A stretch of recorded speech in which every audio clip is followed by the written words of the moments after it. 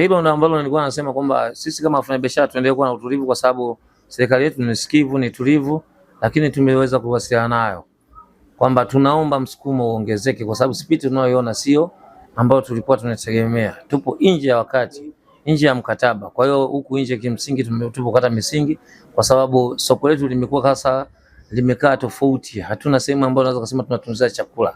Chakula kwa kweli tunapata shida sana maeneo ya kutunzia chakula, kwa sababu tupo temporary sana, ambapo huwezi kusema kwamba ninaleta nafaka au kavu nikaitunza, utaitunzia wapi?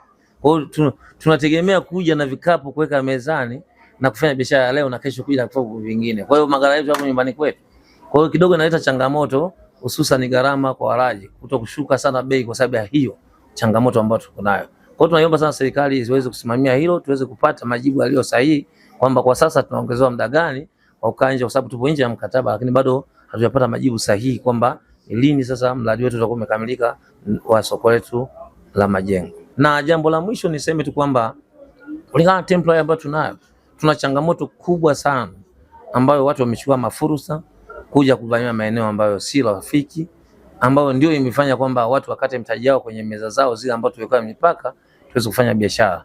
Lakini sasa wale ambao wameingia kuvamia maeneo wameongeza soko kuwa kubwa ambapo maeneo sio ya soko.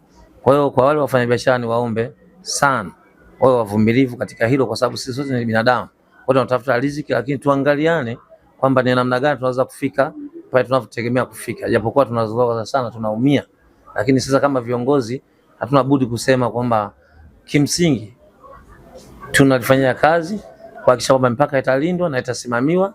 Tunaiomba serikali tusaidie kuhakikisha wale ambao walivamia katika maeneo ambayo sio rasmi basi warudi kwenye masoko ambayo yapo rasmi, ili waweze kuacha hawa ambao wapo kwenye soko ambao lipo rasmi.